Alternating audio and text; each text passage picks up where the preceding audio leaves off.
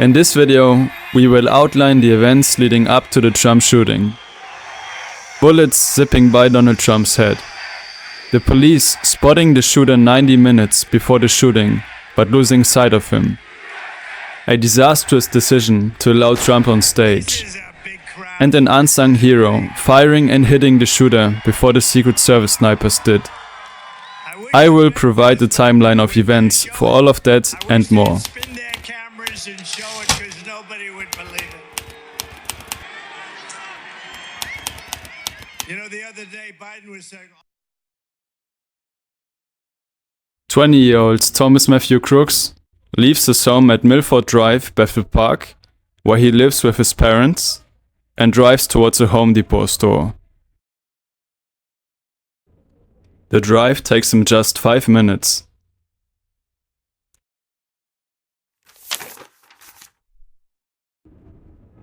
There, Crooks is seen buying a 5-foot ladder. Shortly after, he leaves.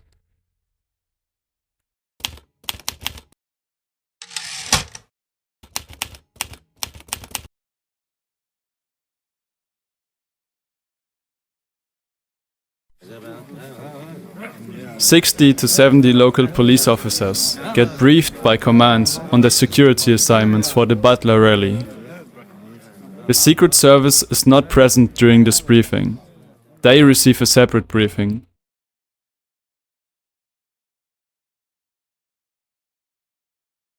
The plan looks like this. Former President Trump will take the stage right here.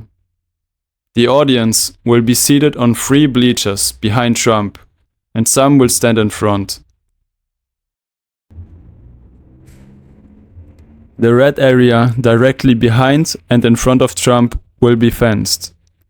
Most of the police officers and Secret Service agents will be positioned inside this inner perimeter.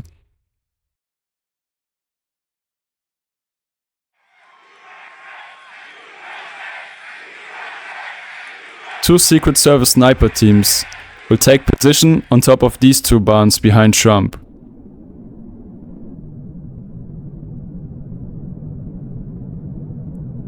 A third sniper team is placed inside the building 410 feet away from the stage.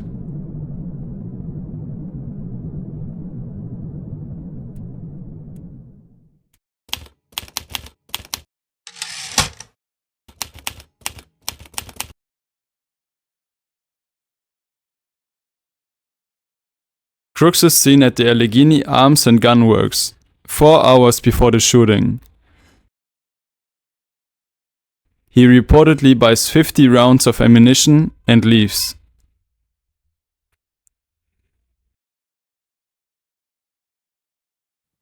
Crooks now begins his drive towards the Trump rally.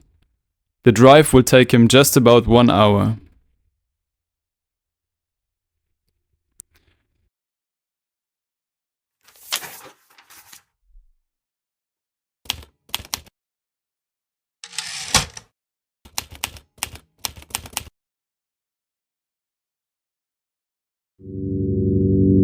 Crooks arrives at the Trump rally at 3 p.m. and parks his car. He then walks up to the rally entrance, carrying nothing more than a rangefinder, which is used to measure distances to remote objects. The officer's magnetometer picks up his rangefinder, but Crooks is allowed in anyway. At 4 p.m., security cameras and eyewitnesses see a drone flying around the area for a duration of 11 minutes. But nothing is done about it. At 4:26 p.m., a police officer whose shift just ended spots Crooks sitting on a picnic table. "Someone followed our lead and snuck in and parked by our cars, just so you know. I'm just letting you know because you see me go out with my rifle and put it in my car, so he knows you guys are up there. He's sitting to the direct right on a picnic table about 50 yards from the exit." At 5:06 p.m., a rally attendee captures a video of Crooks wandering outside of the fenced area, carrying neither the drone nor a backpack with him. At 5:14 p.m., a police sniper sees Crooks pointing a rangefinder at the stage where Trump is going to speak, and captures these two pictures of Crooks.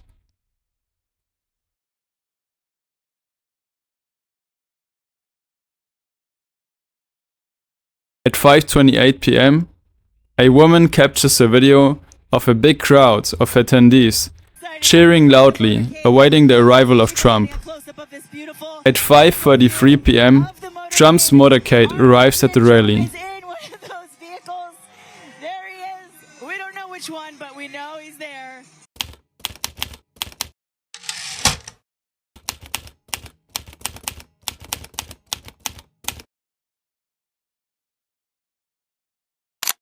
The police sniper, who earlier captured two pictures of Crooks, now decides to notify his local police group chat. Kid leaning around the building we are in. AGR, I believe it is. I did see him with a rangefinder looking towards stage. FYI. If you want to notify SS snipers to look out. Also a bike with a backpack sitting next to it in rear of building that was not seen earlier. Direct communication with the Secret Service snipers was not possible. This is because earlier in the morning, the Secret Service did not pick up the radios offered to them by local police.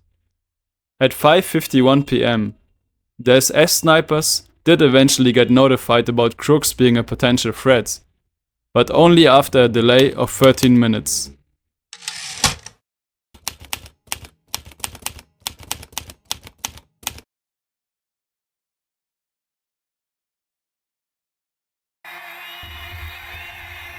At 6 p.m., Trump takes the stage. Meanwhile, several police officers are actively looking for Crooks in the general area where he was last seen. Nobody in charge decides to get Trump off stage.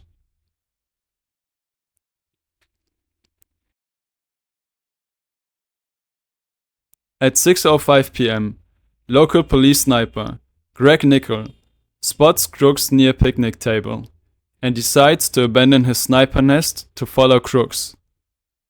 All police officers are made aware that Crooks is moving towards the general direction of a gas station called Sheets.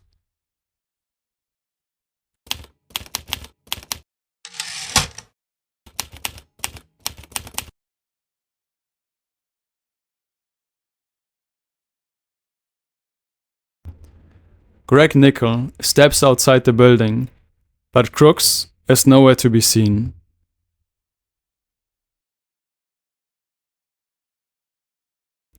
Crooks has circled the building and used an air conditioning unit to climb onto the roof.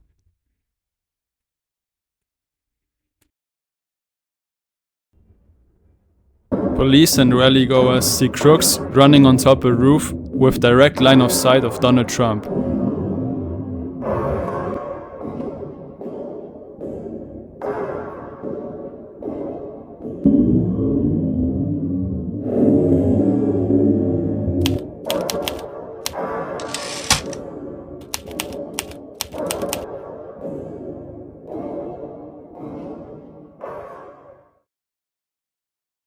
Just 1 minute before the shooting, an officer hoists a second officer up the roof.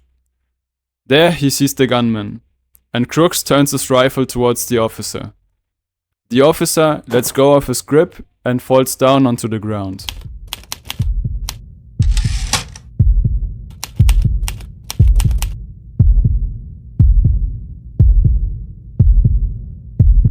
With his position now being exposed, Crooks fires 8 shots in under 6 seconds towards Trump. The first shot grazes Trump's ear and also injures a bystander standing behind Trump.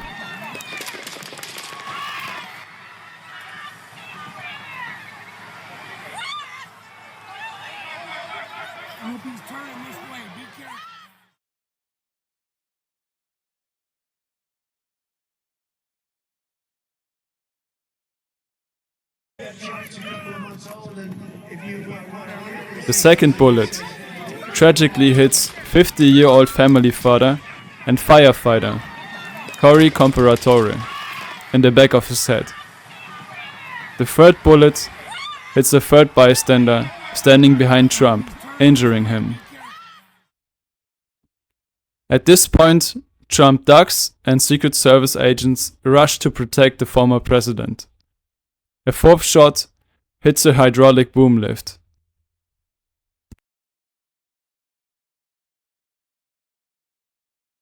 The first to return fire is a SWAT officer positioned on the ground below the Secret Service snipers.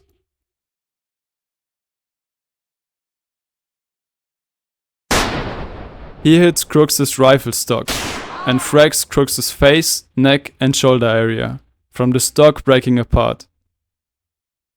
Just before Crooks manages to get another shot off, and 26 seconds after Crooks first opened fire, the Secret Service sniper South team eliminates Crooks with a headshot. Crooks is confirmed to be eliminated and Trump raises his fist defiantly, shouting, "Fight, fight, fight." It is at this moment an iconic picture is taken that will forever go down in history. The investigation is still ongoing and new information becomes available by the day. Many open questions remain. Why was Trump allowed to get on stage? Why was the roof Crooks was on left unprotected? Why did the Secret Service snipers hesitate to shoot Crooks? We can only hope for answers.